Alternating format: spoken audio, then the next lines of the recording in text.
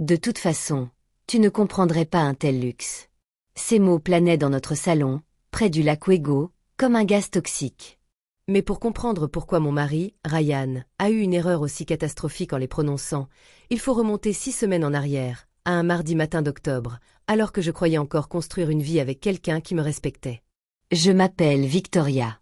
La plupart des gens m'appellent Vic. J'ai 34 ans et je suis directrice marketing dans une start-up technologique à Portland. Jusqu'à ce mardi-là, je pensais savoir exactement qui j'avais épousé 8 ans plus tôt. La découverte a eu lieu par hasard, comme souvent lorsqu'on découvre des vérités qui bouleversent une vie. J'étais en retard pour une présentation client et je cherchais frénétiquement mes AirPods dans ma sacoche d'ordinateur. Ils n'y étaient pas. J'ai ouvert la fonction « Localiser mon iPhone » sur mon téléphone et j'ai parcouru les appareils de la famille. Mes AirPods sont apparus comme prévu, sur ma table de chevet, là où je les avais apparemment laissés. Mais il y avait un autre AirTag que je ne reconnaissais pas. La géolocalisation indiquait une rue de Hood River, à environ 2 heures à l'est de Portland. Je suis restée figée pendant 30 bonnes secondes avant de comprendre. Ryan avait acheté des AirTags le mois dernier pour ses bagages après avoir perdu une valise à Chicago. Ça devait être l'un d'eux. Mais Ryan était censé être à Las Vegas pour une conférence sur l'investissement immobilier. C'est ce qu'il m'avait dit 4 jours plus tôt, en m'embrassant sur le front et en poussant sa valise dehors à 5 heures du matin. J'ai eu les mains glacées.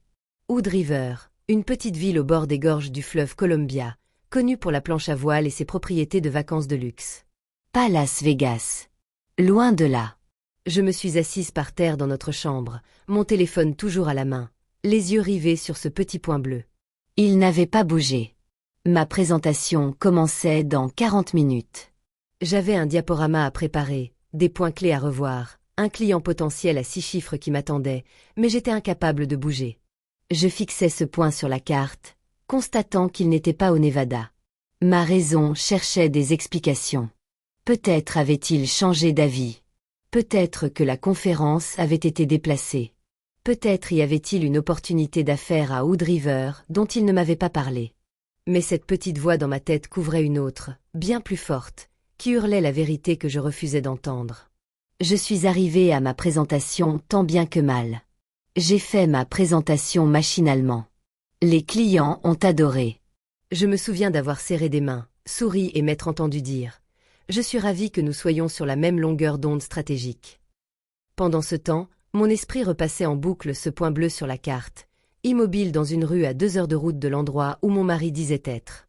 De retour à ma voiture, j'ai vérifié à nouveau. Toujours Hood River, toujours au même endroit. C'est là que j'ai vraiment commencé à chercher. J'avais toujours eu accès à notre compte de carte de crédit commun. Ryan gérait la plupart des finances, car il gagnait plus d'argent dans l'immobilier que moi dans le marketing. Et cela me convenait parfaitement. J'étais même reconnaissante d'avoir une chose de moins à gérer alors que je travaillais 60 heures par semaine pour faire mes preuves dans un secteur dominé par les hommes. J'ai consulté les relevés sur mon téléphone. Les relevés des 4 derniers jours racontaient une histoire qui n'avait rien à voir avec les centres de congrès de Las Vegas ou les réunions d'affaires. Le restaurant Estac à Hood River. Des dépenses à la boulangerie Grateful Bread, dans un bar à vin, au North Shore Grill, tous des établissements locaux. Le genre d'endroit où l'on va pour une escapade romantique dans une charmante petite ville. Pas de frais d'hôtel, cependant. Ce détail m'a marqué. Où logeait-il ? Assise dans ma voiture, moteur éteint, dans le parking souterrain, la pluie d'octobre tambourinait sur le pare-brise. 8 ans.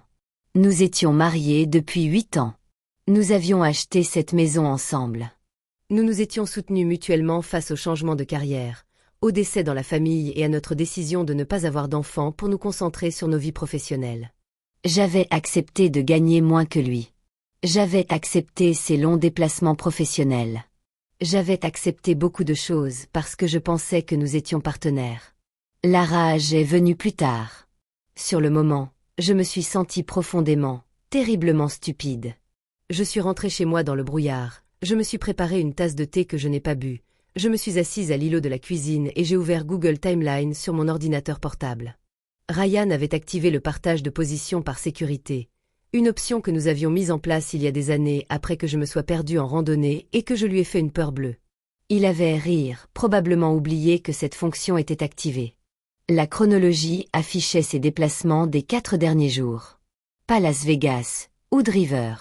Chaque jour, il partait tôt le matin d'une adresse que je ne reconnaissais pas, passait la journée à se déplacer en ville, et revenait à cette même adresse chaque soir. J'ai copié l'adresse et l'ai collée dans Google Maps. Street View montrait une maison moderne de style chalet avec des baies vitrées et une vue sur le fleuve Columbia. Les registres fonciers, que j'ai mis environ 20 minutes à trouver, indiquaient que la propriétaire était Eleanor Ashford, âgée de 46 ans. J'ai recherché son nom. LinkedIn montrait une ancienne cadre du secteur technologique qui avait vendu son entreprise 3 ans auparavant. Un magazine local de Hood River lui avait consacré un article l'année dernière, relatant son retour chez Simplicity après le décès de son mari des suites d'un cancer. La photo montrait une femme élégante aux cheveux blonds argentés, debout sur la terrasse de ce qui était manifestement la même maison que Ryan avait visitée pendant 4 jours. Elle était cliente, ou l'avait été. J'ai découvert le lien dans les emails de Ryan, que je n'avais jamais fouillé auparavant, mais auquel j'avais apparemment accès puisque nous partagions un compte iCloud familial. 15 mois auparavant, il l'avait aidé à acheter un bien immobilier commercial à Portland. Les échanges par email étaient d'abord professionnels, puis amicaux, puis familiers. Ensuite, plus rien pendant 6 mois, puis les échanges ont repris il y a 2 mois, et il ne parlait plus d'immobilier. Je ne répéterai pas ce que j'ai lu. Certaines choses sont impossibles à oublier, mais je peux vous dire qu'on m'a fait des promesses qui n'avaient rien à voir avec des investissements immobiliers et tout à voir avec des projets d'avenir qui ne me concernaient pas. J'ai fermé mon ordinateur portable. Il était 19h30, un mardi soir. La pluie continuait de tomber. J'aurais dû fêter cette nouvelle cliente avec un verre de vin et peut-être un repas thaï à emporter. Au lieu de ça, j'étais assise dans la cuisine de la maison que j'avais aidé à acheter, face à la preuve que mon mari se construisait une vie complètement différente à 2 heures de route. C'est alors que tout a basculé. Le brouillard s'est dissipé. Mes mains ont cessé de trembler. Je n'allais pas pleurer. Je n'allais pas l'appeler. Je n'allais pas prendre la voiture pour aller à Hood River et faire un scandale. J'allais faire ce que je fais de mieux au travail, rassembler des données, analyser la situation et mettre en œuvre un plan stratégique. J'ai rouvert mon ordinateur portable et créé un nouveau dossier. Je l'ai appelé « Projet Clarté », parce que c'est ce que font les gens en entreprise quand ils compartimentent leur désarroi. J'ai commencé à tout documenter, des captures d'écran des données de géolocalisation, des photos des relevés de cartes bancaires, des PDF des emails. Je les ai classés par date, par type, par pertinence, avec des lignes de couleur dans un tableur pour répertorier tous les mensonges qu'il avait racontés sur les réunions en retard, les voyages d'affaires, les visites du samedi qui s'éternisaient. Le schéma a été sidérant une fois que je l'ai mis au clair. Ce n'était pas nouveau. Cela durait depuis au moins 4 mois, peut-être plus. Toutes ces conférences qui s'éternisaient. Tous ces clients qui exigeaient toute mon attention le week-end. Toutes ces fois où il rentrait à la maison avec une odeur de parfum inconnu, que j'avais persuadé être simplement une odeur persistante après une visite. J'avais bâti ma carrière sur l'analyse de données et la capacité à déceler ce que les autres ne voyaient pas. J'étais tellement obnubilée par le fait de faire mes preuves dans les salles de réunion que j'avais raté l'histoire qui s'écrivait chez moi. À 21h, mon téléphone vibra. Ryan, un texto de Las Vegas, selon le scénario fictif dans lequel nous vivions tous les deux. La conférence a pris du retard. Je vais dîner avec des investisseurs. Ne m'attends pas. Je t'aime.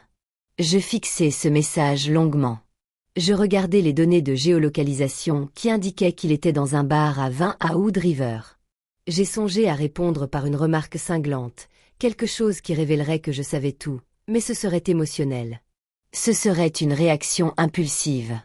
Cela lui donnerait le temps de brouiller les pistes, de se construire des explications, de prendre un avocat. Je lui ai répondu par SMS. Parfait. J'espère que le réseautage sera fructueux. Je t'aime aussi. Mes mains ne tremblaient pas en écrivant ce message. Au cours des 6 semaines suivantes, je suis devenue 2 personnes en une. Il y avait Vic, la Vic du travail, qui a décroché 2 autres clients importants et a été nominée pour un prix de jeune talent par le Portland Business Journal. Et il y avait Vic, la Vic de l'enquête, qui consacrait chaque instant libre à monter un dossier en béton. Je n'ai pas engagé de détective privé tout de suite. J'ai honte de l'avouer, mais malgré toutes les preuves, une partie de moi espérait me tromper. Je voulais qu'il y ait une explication qui justifie les voyages à Wood River, les emails secrets, tous ces mensonges. Alors, j'ai commencé par enquêter moi-même. J'ai créé un compte Google séparé, et j'ai commencé à tout suivre. Quand Ryan disait qu'il faisait visiter des propriétés le samedi matin, je vérifiais les données de géolocalisation. Wood River. Quand il prétendait avoir une signature qui prendrait toute la journée, je vérifiais. Aucune signature. Une journée comme les autres au chalet d'Eleanor Ashford, au bord de la rivière. Le plus dur, ce n'était pas l'enquête en elle-même, mais la comédie. Je préparais le dîner, et je lui demandais comment s'était passée sa journée. Je riais à ses blagues. Je parlais de nos projets pour Thanksgiving. J'initiais les rapports sexuels, parce que c'est ce que font les femmes quand elles ignorent que leur mari fantasme sur une autre. Chaque instant me donnait l'impression d'être une actrice dans une pièce dont j'étais la seule à savoir que le scénario avait changé. Mon meilleur ami, Jordan, a remarqué que quelque chose n'allait pas lors d'une réunion autour d'un café, début novembre. On était censé réfléchir à des idées pour la fête de Noël de l'entreprise, mais je n'avais quasiment pas dit un mot pendant 20 minutes. Vic, qu'est-ce qui se passe? Jordan a posé son latte et s'est penché vers moi. Et ne me dis pas que tu es juste fatigué. Je te connais depuis 6 ans. C'est différent. J'ai failli tout leur avouer. Les mots étaient là, tout près, comme une étreinte. Mais une fois prononcés, ils deviendraient réels, d'une façon à laquelle je n'étais pas encore prête. Juste le stress du travail, ai-je répondu. La nomination au Rising Star me trottait dans la tête. Jordan ne me croyait pas. Je le voyais bien dans leurs yeux, mais ils ont laissé tomber, comme le font les bons amis quand on n'est manifestement pas prêt à parler. 2 semaines plus tard, j'ai finalement engagé la détective privée. Elle s'appelait Sarah Chen et m'avait été chaudement recommandée par un avocat spécialisé en divorce dont j'avais eu le nom grâce à un ami avocat qui pensait que je m'adressais à quelqu'un d'autre. Sarah était efficace et professionnelle. Elle ne m'a pas demandé pourquoi j'avais besoin de faire surveiller mon propre mari. Elle m'a simplement donné un tarif, m'a demandé les détails et s'est mise au travail. Les photos sont arrivées en moins d'1 semaine.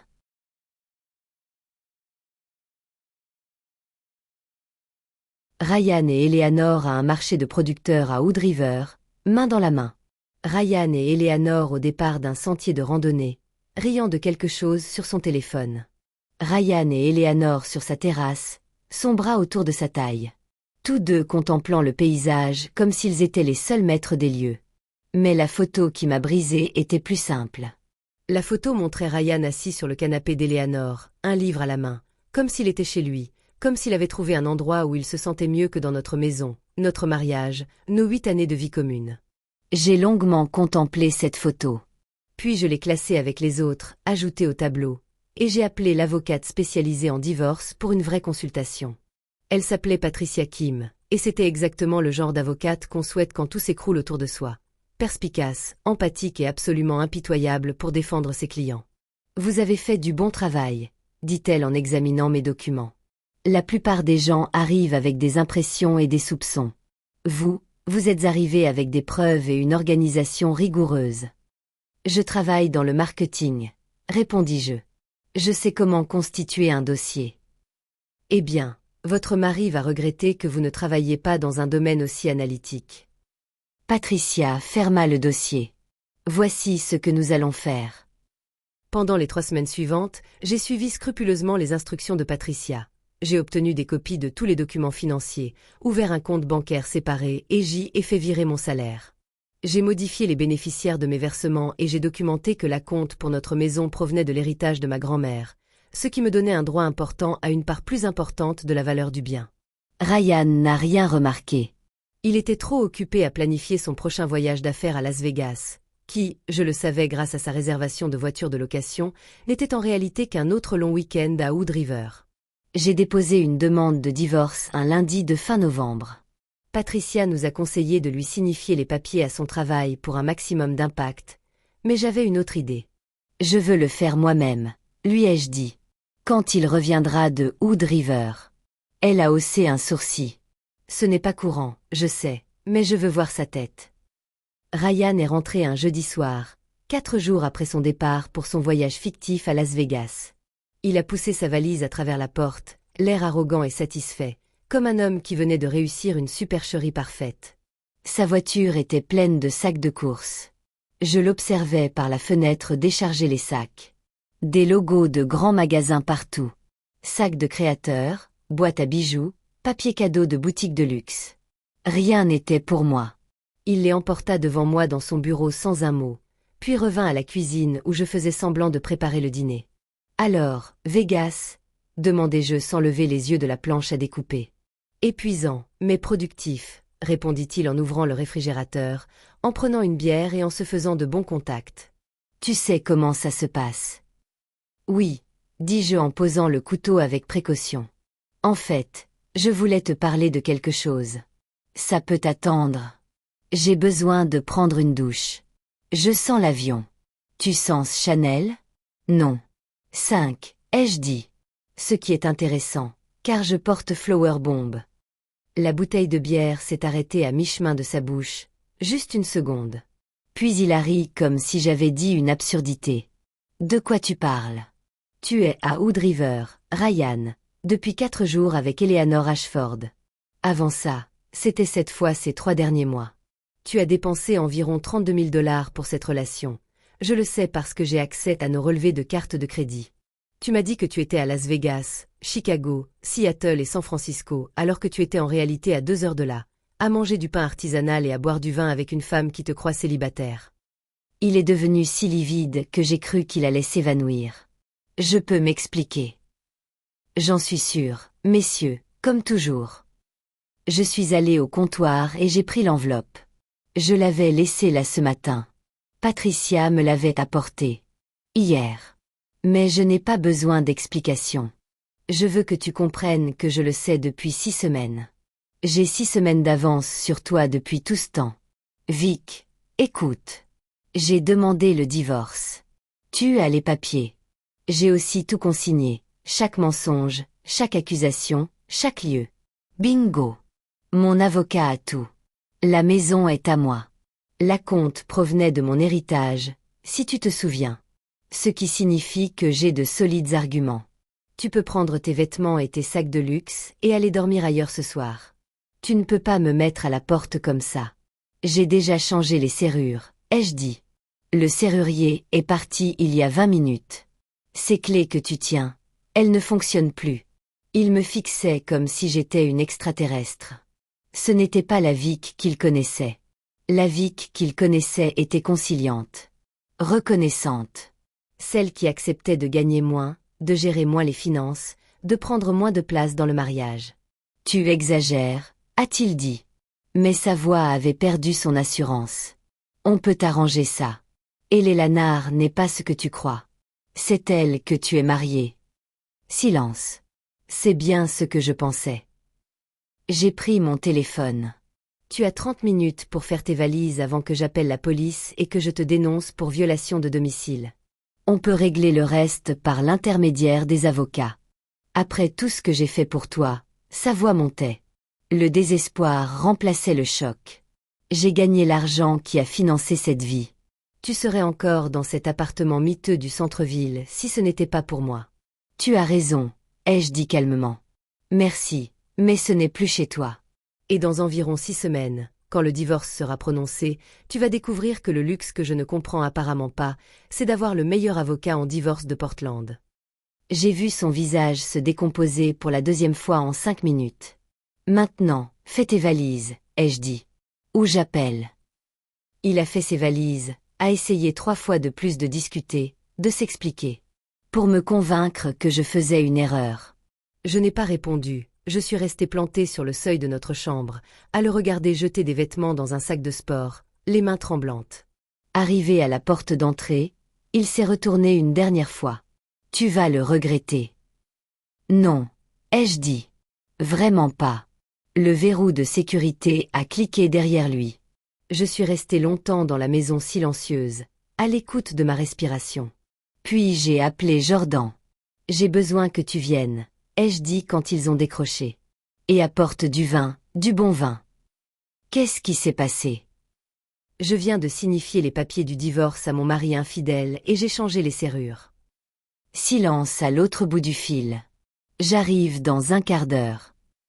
Jordan est resté à mes côtés pendant la première vague de désespoir. Pas de larmes. Exactement. Plutôt comme si un barrage avait cédé après 6 semaines à tenir le coup. 6 semaines à sourire pendant les dîners, à faire semblant d'ignorer ce que je savais, à préparer mon dossier pendant que mon cœur se brisait en silence. Je suis tellement désolé, répétait Jordan. Je suis vraiment désolé que tu aies dû traverser ça seul. Je ne pouvais le dire à personne, ai-je dit. Si je le disais à quelqu'un, ce serait devenu réel. Et j'avais besoin que ça ne le devienne pas tant que je n'étais pas prête à l'accepter. C'est la chose la plus vile que j'ai jamais entendue. Nous avons ri. Rire me semblait déplacé, mais nécessaire, comme ouvrir une fenêtre dans une pièce restée trop longtemps fermée. Le lendemain matin, Ryan a tenté de revenir. Il est resté sur le perron à sonner pendant 20 minutes. Je l'observais depuis la fenêtre de l'étage, sans répondre. Il est finalement parti. 3 heures plus tard, son avocat a appelé Patricia. La procédure a duré 8 semaines. Ryan a essayé de me contester la maison, prétendant que ses revenus avaient davantage contribué aux mensualités du prêt immobilier et qu'il méritait donc une part plus importante. Patricia a réfuté cet argument en fournissant des documents prouvant que mon héritage avait couvert l'intégralité de l'apport initial et que l'Oregon applique le régime de la répartition équitable des biens, et non celui de la communauté de biens. Autrement dit, le tribunal s'est basé sur l'équité et non sur un simple partage à parts égales. Il a tenté de m'accuser de vengeance. Patricia a présenté les preuves de sa liaison, de ses mensonges systématiques et de l'argent dépensé pour une autre relation pendant notre mariage. Le juge est resté inflexible. Finalement, j'ai gardé la maison. Ryan m'a versé une indemnité. Sa part de l'actif, bien inférieure à ce qu'il souhaitait en raison de son inconduite conjugale. J'ai conservé mes comptes de retraite. Il a gardé les siens. Nous avons partagé les voitures. Tout s'est déroulé de façon étonnamment simple pour une situation aussi dévastatrice. Eleanor Ashford m'a envoyé un message sur Facebook 3 jours avant l'audience de règlement final. 2 phrases seulement. Je ne savais pas qu'il était marié. Je suis désolée. Je l'ai cru. Les emails que j'avais lus laissaient entendre que Ryan lui avait dit être divorcé. Que j'étais son ex, pas sa femme. Que la maison du lac Ogeo appartenait à sa vie d'avant, pas à sa vie actuelle. J'ai supprimé le message et je l'ai bloqué. Non pas par colère. Précisément. Plutôt pour tourner la page et ne plus vouloir relire un chapitre. Le divorce a été prononcé le 15 janvier. Je suis allée travailler ce jour-là comme d'habitude. J'ai animé une réunion stratégique pour les campagnes du premier trimestre, approuvé les allocations budgétaires et passé en revue les concepts créatifs. Puis je suis rentrée chez moi, dans la maison qui était désormais entièrement mienne, et je suis restée longtemps assise dans le salon, soulagée de tout ce poids. Jordan est venu me voir ce soir-là. Du champagne. À un nouveau départ, ont-ils dit en levant leur verre, sachant déjà qui j'étais. J'ai rétorqué. J'avais juste oublié un instant. Nous avons trinqué à cela. 1 mois plus tard, j'ai accepté une promotion au poste de vice-présidente du marketing. Elle s'accompagnait d'une augmentation de salaire significative et de la possibilité d'être mutée à notre bureau de Seattle. J'ai accepté sans hésiter. L'agent immobilier que j'ai engagé pour vendre la maison du lac Oasgo était une femme d'une 50aine d'années qui ne m'a pas demandé pourquoi je vendais. Elle a simplement dit « On va vous obtenir le meilleur prix et une vente rapide ».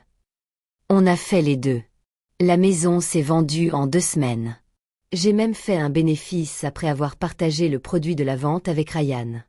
J'en ai utilisé une partie pour la compte d'un loft moderne dans le quartier de Capitol Hill à Seattle, avec vue sur la Space Needle et le Puget Sound. Le reste, je l'ai investi en moi-même. Une thérapie, qui s'est avérée être le meilleur investissement de $150 par semaine que j'ai jamais fait. Un voyage en solitaire en Islande, où j'ai randonné sur des glaciers, me suis baigné dans des sources chaudes et me suis souvenu de ce que c'était que de prendre de la place sans m'en excuser. De nouveaux meubles pour le loft que Ryan n'avait jamais touché, jamais vu, dans lequel il n'avait jamais existé. Je ne vais pas vous dire que je ne pensais jamais à lui. J'y pensais tard le soir. Parfois, je me demandais s'il était toujours avec Eleanor. S'il avait tiré des leçons de ses erreurs, s'il avait jamais éprouvé de véritables remords, au-delà du simple désagrément d'avoir été pris la main dans le sac. Mais surtout, je pensais à tout le temps que j'avais perdu à me faire plus petite, plus facile, plus reconnaissante. à la façon dont j'avais laissé le fait qu'il gagne plus d'argent se traduire par le fait que ses besoins comptaient plus. À la façon dont j'avais confondu partenariat et subordination. 3 mois après mon arrivée à Seattle, je me trouvais au marché de Pike Place un samedi matin, seul, sans but précis, flânant entre les étals, observant les pêcheurs, respirant l'air marin et le parfum des fleurs fraîches, imprégné de l'énergie particulière de ce lieu qui se moque de votre histoire, ne s'intéressant qu'à vos projets. Je me suis offert un bouquet de pivoines, non pas pour une occasion spéciale, mais simplement parce qu'elles étaient magnifiques et que j'en avais envie. Debout là, mon café à la main et les fleurs dans l'autre, contemplant la baie d'Eliot, j'ai eu une révélation. Pour la première fois en 8 ans, je ne faisais pas de projet pour nous. Je faisais des projets pour moi. Et c'était un luxe que Ryan ne comprendrait jamais.